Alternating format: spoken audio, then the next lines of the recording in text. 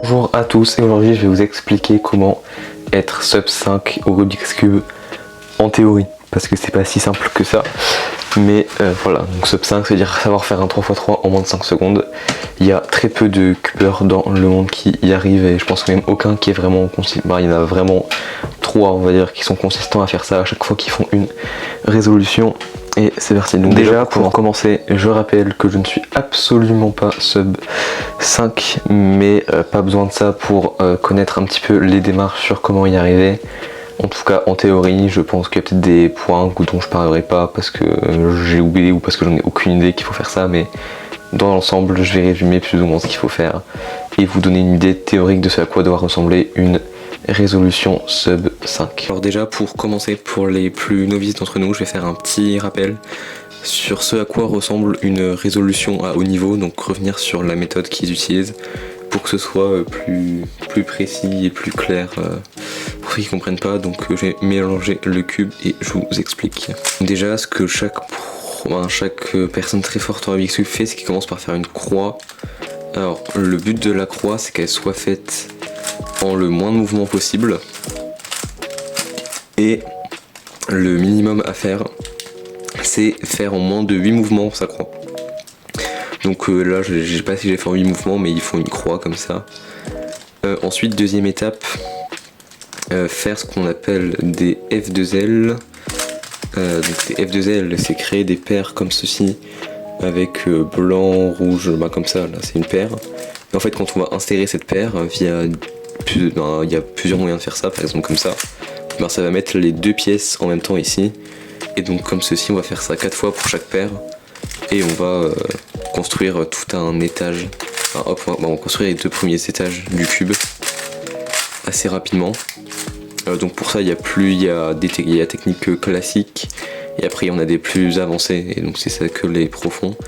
Ensuite ils font un algorithme pour faire la face jaune et ensuite un autre algorithme pour finir le cube. Ça va très vite, en plus que eux ils sont plus avancés, ils vont plus vite et ils ont des techniques que je ne fais pas mais que je vais vous présenter parce que je sais les faire, mais juste je les fais pas en résolution parce que c'est trop compliqué à reproduire. Pour résoudre un Rubik's Cube vite, il y a une équation.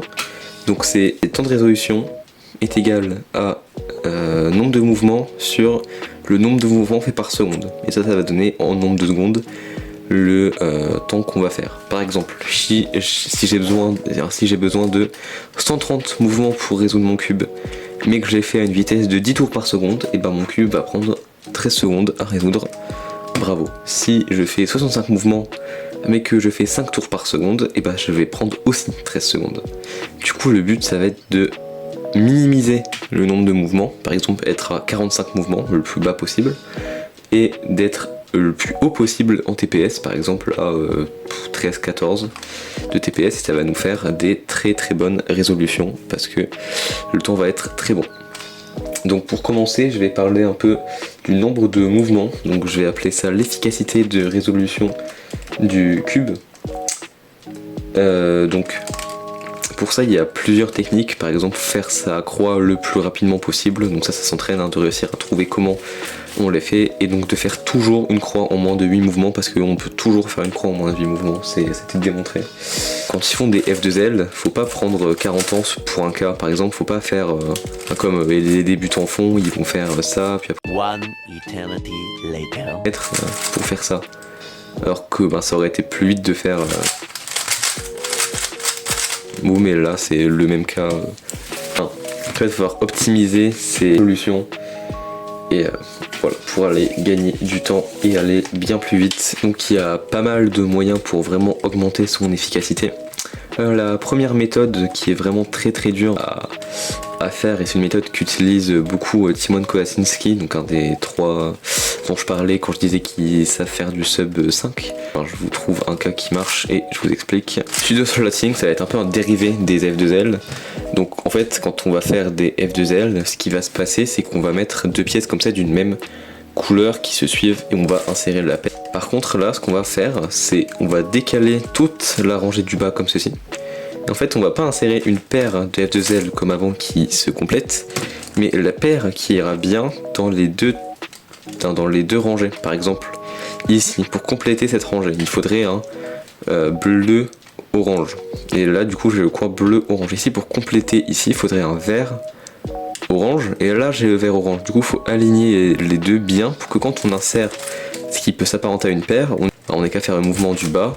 C'est assez dur à faire de façon constante. Je sais pas si mon explication était très claire, mais je ferai sûrement une vidéo là-dessus plus tard si ça intéresse des gens. Et je la ferai quand même si ça intéresse personne. Pour augmenter son efficacité, ça va être d'être color neutral. Donc je vais vous expliquer ce que c'est. Ça va être par exemple ici on voit que la croix blanche est un peu pas terrible, elle est pas mauvaise mais elle est pas terrible. Et donc on va se dire ah bah tiens je vais partir d'une autre croix que la croix blanche. En gros ça peut être commencer le cube à partir de n'importe quelle face. Et donc là je vais commencer avec la face, hein, la croix verte, et à faire des F2L vert. Alors quoi c'est un avantage d'être color neutral? Parce que ça va permettre d'avoir 6 possibilités de croix avec laquelle on va commencer. Donc avoir 6 possibilités de croix, ça fait que dans le il y a très souvent une qui est bonne à part cas exceptionnel. Ensuite, pour augmenter son efficacité, on peut faire plusieurs... on peut aussi apprendre des algorithmes. En fait, ce qui est bien avec les algorithmes, c'est que en fait, ça va un peu dans les deux catégories, ça va aussi dans l'efficacité, mais aussi dans le TPS, parce qu'en gros, un algorithme, ça va faire que dès qu'on voit le cas, on va le faire, mais souvent, on va le faire avec des solutions optimisées. Par exemple, ce cas ici, c'est un cas où on voit que, donc là, c'est un cas un peu pourri, c'est un dot case, on appelle ça en anglais, donc c'est un cas avec un point ici. Donc là, ce que voudrait une personne qui utilise la méthode avancée classique, il ferait juste ici sa face et ensuite il ferait juste son algorithme ici pour finir.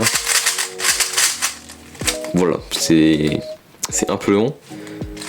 Alors qu'une personne qui connaît l'algorithme ici pour tout finir d'un coup, et il ferait juste l'algorithme pour tout finir d'un coup et gagnerait des mouvements parce que ce serait plus optimal que l'autre méthode.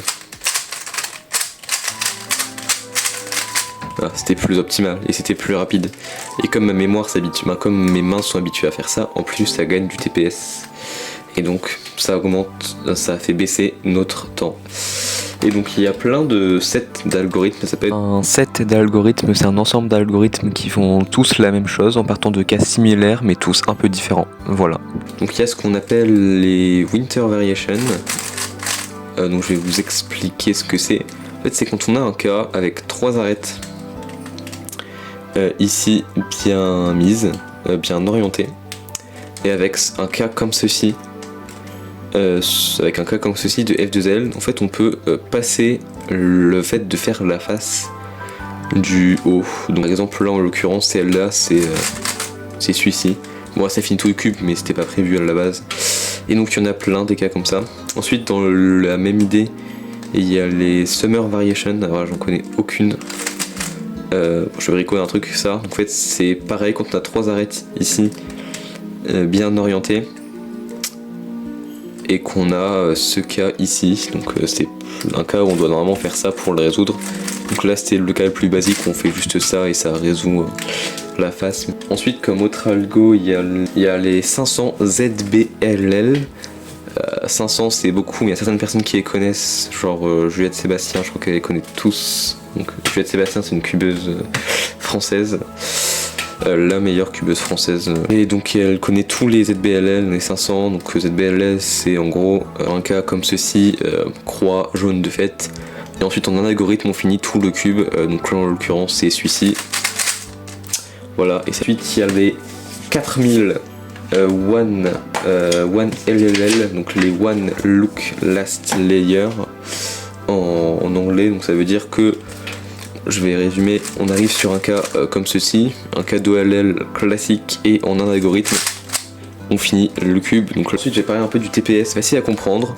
On peut se dire oui, pour s'améliorer son TPS, il faut juste tourner vite. Ouais, le problème c'est qu'à un moment, tu peux plus tourner plus vite qu'avant, parce que soit ton cube il suit pas, soit c'est tes doigts qui suivent pas ce que tu fais, donc apparemment t'avances plus. À un moment tu fais ça mais le cube il suit pas, ou tes doigts sont pas capables d'aller plus vite que ce que tu fais déjà. Et du coup pour ça il y a plein de méthodes qui permettent de gagner du TPS. Donc par exemple on peut faire ce qu'on appelle du look ahead, ce qui veut dire en gros prévoir le futur, en français plus ou moins. En fait par exemple on est en train de résoudre un cas, je vais mélanger. Donc en fait le look ahead c'est on est en train de résoudre un cas, par exemple du coup je vais résoudre la croix. Donc en fait on est en train de faire une étape de notre cube, et pendant ce temps là je vois en fait, je prédis où est-ce que les pièces vont arriver pendant que je fais ça. Par exemple là j'ai vu que j'ai vu que ces deux pièces là seraient côte à côte comme ceci, que j'aurais ce cas, donc derrière j'enchaîne et je le résous et ça permet de pas faire de pause.